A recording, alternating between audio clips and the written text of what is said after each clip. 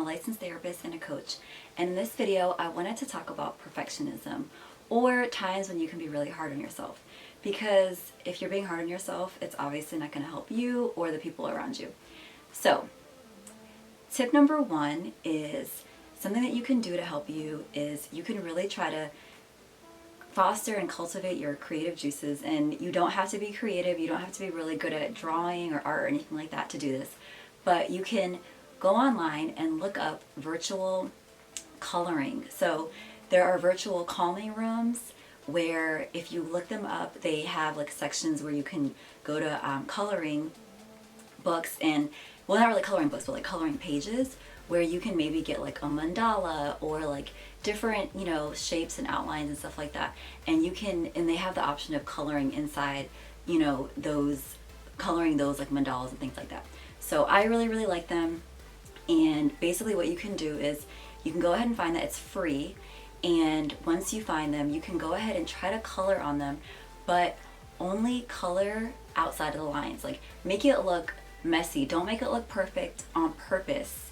And when you do that, that can really help you to just kind of really like sit in it and just really see like, hey, this is not perfect right now, and I'm purposely coloring in this mandala or whatever this is that I'm coloring in, and it's not perfect, and I acknowledge that, and you really just sit in it. And I really like doing that. And sometimes if you are doing it, it might help. You might feel kind of like, you might just feel uncomfortable, you might get like kind of fidgety and stuff like that. So that's all very normal. And if you think you will be triggered by it, I would say, be cautious. I always give a disclaimer before my videos talking about, being cautious about being triggered. If you want to maybe do that in a therapy session with a therapist, then that's something that you could try as well. So I'm not an art therapist, but I do enjoy using play therapy or art therapy with my clients of all ages. And if you did want to find somebody who specializes in just art therapy, there are plenty of people that do that. There are coaches that do that. There are people that do group therapy sessions with art. There are people that will specifically get a master's degree in art therapy. So, go ahead and look into that if that's something that you want to pursue. I think it's amazing. I love creativity, and I think if you can, really use your art or your creative juices to like help you with your healing journey, then more power to you. So I hope that tip is helpful to you. It's free, it's fun. You can put some music on if you think that will help you to just kind of like chill a little bit. You can just, do whatever you need to do to just kind of just like help you to really just embrace that imperfection as you are coloring the mandala or whatever you're coloring, but you're purposely coloring outside of the lines.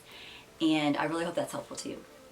So tip number two is you can do a simple breathing exercise where you just slowly breathe in and then you slowly breathe out. But as you're slowly breathing in, you can say an affirmation to yourself about self-compassion. So you can say something like, I embrace my humanity as I forgive myself.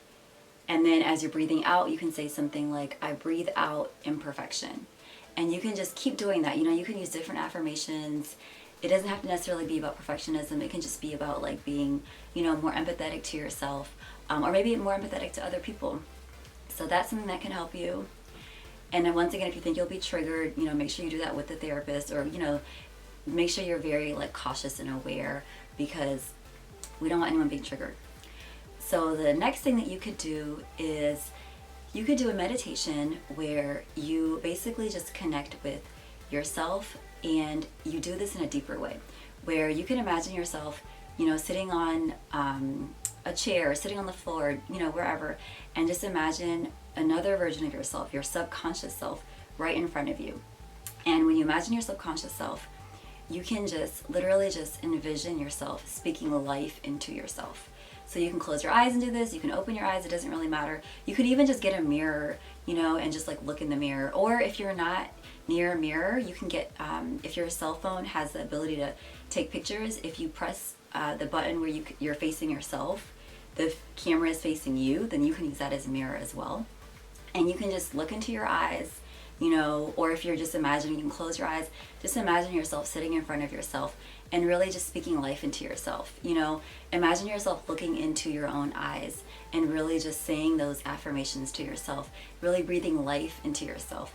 And maybe even just imagining like a laser beam or like a light stream or something like that that's going between your eye and the eye of your subconscious self.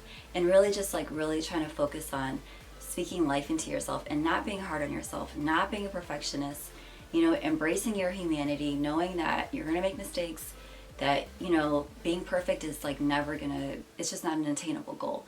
And nobody has it all together. Everyone is just trying to do, what they know. They're using their, whatever, their wisdom, their experiences to make decisions. No one has it all together. So that's something, to remember. And if you want, you could also put your hand on either your heart or your stomach, where experts say is your soul nerve. So there's a really good book called My Grandmother's Hands, where the author is a Black therapist, and he talks about soul nerve. So I'm going to put a link in the description for that book if you want to, check it out and buy it, or get it from the library. So in that book, it talks about how your stomach is your soul nerve. So if you go ahead and put your hand on your stomach while you're doing this meditation and you're like looking into your own eyes, then that's something you can do too, because you're kind of like you're attuning to your soul nerve. Or you can put your hand on your heart. There are meditations where people will put their hand on their heart. So you can do whatever you need to do to kind of just like help you with that like mind-body connection if you think that will help. But again, if you think it'll trigger you, please be careful and don't, that's my caution with everything.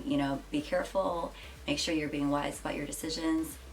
Another thing that you could do with that meditation is you could imagine, you can make it like a spiritual thing. So maybe you believe in the universe, or maybe you have a higher power. It could be, there's so many different religions, I don't want to leave any out, but I acknowledge and I respect everyone's religious values and their spirituality. I've enjoyed working with clients of so many different faiths. I respect everybody. And so if you want to bring your religion into it or your spirituality, you can do that too. You could imagine maybe the universe or like your higher power looking into your eyes and really speaking life into you and just saying these things where they're really just helping you, and they're really just, looking into your eyes and like giving you those affirmations and really embracing you, because no one's perfect. Everyone is worthy regardless of anything. Everyone's worthy. Just because we're human beings, we're all worthy. So no matter what, if you make a mistake, if you're not perfect with something, just remember that you're worthy.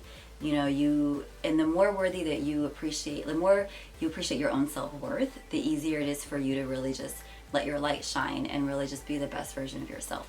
And so the more you appreciate yourself, the more the world will just be a kinder place, just easier for us to live with one another and that kind of thing. So it's something that is definitely worth investing in, even if you only have 2 minutes a day that you spend on doing it, or 5 minutes a month, but whatever your goal is, even if it's just once a month or like once every 2 months, just, try to focus on that and really just make it a priority. And I hope that you were able to really just feel loved and respected, and that you can really just value yourself.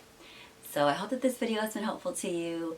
If you would like to see more videos about emotional wellness, make sure you subscribe, and I'll see you in the next video.